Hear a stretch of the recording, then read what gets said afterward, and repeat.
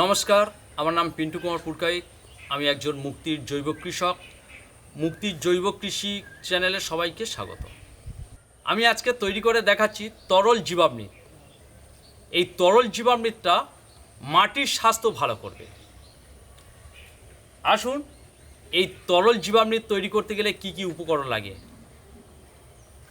আমার প্রথম লাগবে 500 গ্রাম গোবর। আমি নিয়ে নিচ্ছি 500 গ্রাম গোবর। এরপরে লাগবে গোমূত্র 500 গ্রাম। এতে 1 লিটার গোমূত্র আছে, আমি এর মধ্যে 500 গ্রাম নিয়ে নিচ্ছি। আর লাগছে 100 গ্রাম চিটে গুড়। আপনাদের চিটে গুড় না থাকলে আপনারা ভেলিও ব্যবহার করতে পারেন, কিন্তু চিটে গুড়ে অনেক রকম মিনারেল থাকার জন্য আমরা চিটে গুড়টাকে দেওয়ার জন্য অনুরোধ করব। আর লাগবে আমাদের 100 গ্রাম বেসন।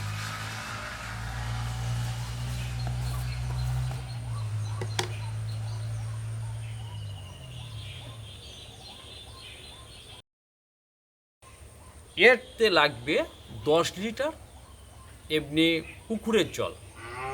আমরা কলের জল দিতে এক্ষেত্রে বারণ করব, কারণ পুকুরের জলটা হলে ভালো হয়, ওর মধ্যে অনেক উপকারী আমাদের অণুজীবী থাকে।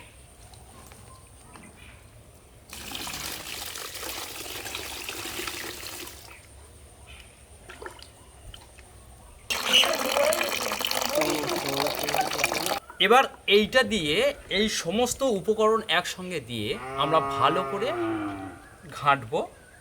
এখন হাত দিয়ে আমাদের ভালো করে ঘেঁটে নিতে হবে। ওই বেসনটা জলে পড়ার সঙ্গে সঙ্গে টুকরো টুকরো হয়ে যায়, একটু দোলা পাকিয়ে যায়। ওই দোলাগুলো আস্তে করে ভেঙে দেব ভালো করে দিয়ে। এটাকে ভালো করে আমি তৈরি করব। আর এই সঙ্গে আমি বলে রাখি, আপনারা কেউ ধাতব পাত্র ব্যবহার করবেন না, কারণ এই তরল জীবামৃত তৈরি করতে গেলে আমরা সবসময় মাটির পাত্র অথবা প্লাস্টিকের পাত্র ব্যবহার করব। তার কারণ কোনো অণুজীবী ধাতব পাত্রে বাঁচতে পারে না। এই যে তরল জীবামৃতটা আমরা তৈরি করছি, এইটা হচ্ছে মাটির স্বাস্থ্য ভালো রাখার জন্য। কারণ আমাদের মাটির অণুজীবীর সংখ্যা আস্তে আস্তে কমে গেছে। সেই অণুজীবীর সংখ্যা বাড়ানোর জন্য আমরা এই তরল জীবামৃতটা তৈরি করছি। এইটা শুধু মাটির কাজটাকে ভালো করবে না, এছাড়াও এর অন্যান্য কাজ আছে। এ গাছের স্বাস্থ্যটাকেও ভালো করে। এবার এই তরল জীবামৃতটা কিন্তু বালতি, প্লাস্টিক অথবা মাটির পাত্রে তৈরি করব।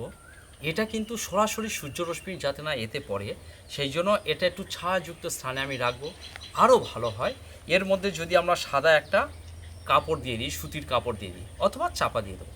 এবং এর আর একটা কাজ আছে, এই জীবামৃতটা, তরল জীবামৃতটা প্রতিদিন অন্ততপক্ষে 2 বার, সকাল আর সন্ধ্যায় বা বিকালে, এরকম লাঠি দিয়ে ঘড়ির কাঁটার দিকে 10 থেকে 15 বার আমরা ঘুরিয়ে দেব। তার কারণ এখানে এটা ঘুরিয়ে দিলে ওই অণুজীবীগুলো অক্সিজেন পাবে। এখানে আর কিছু না, এখানে পর্যাপ্ত পরিমাণে অণুজীবী তৈরি হচ্ছে। আমাদের যে দেশি গরুর গোবরে 1 গ্রাম গোবরে প্রায় 3 কোটি অণুজীবী থাকে, উপকারী অণুজীবী, যারা গাছকে খাওয়াতে সাহায্য করে এবং মাটির বিভিন্ন প্রক্রিয়াকরণে, মানে উদ্ভিদের উপকারের জন্য সেই সমস্ত বিভিন্ন প্রক্রিয়াকরণ করে। সেই সমস্ত অণুজীবী এখানে তৈরি হচ্ছে। আর এটা তৈরি হতে সময় লাগবে আমার, শীতকালে হলে 7 থেকে 10 দিন, আর গরমকালে যদি হয় তাহলে 5 থেকে 7 দিনের মধ্যে এটা তৈরি হয়ে যাবে। এইটা আমরা সরাসরি মাটি থেকে আমরা দিয়ে দেবো। আবার কেউ যদি গাছে যদি দিতে চায় তাতেও অসুবিধা নেই। গাছে যখন দেবেন তখন 1:9, অর্থাৎ 1 ভাগ এই তরল নেবেন আর 9 ভাগ এমনি পরিষ্কার জল নেবে, নিয়ে গাছে স্প্রে করতেও পারেন ছেঁকে নিয়ে। এতে গাছের গ্রোথ প্রমোটটাও ভালো হবে। তাহলে আজকে আমরা দেখালাম মাটির স্বাস্থ্য ভালো করার জন্য এবং গাছের স্বাস্থ্য ভালো করার জন্য বাড়িতে খুব সহজে আপনি হাতের কাছে যে সমস্ত উপকরণ আছে সেইগুলো দিয়ে তরল জীবামৃতটা বানিয়ে নিন। নমস্কার।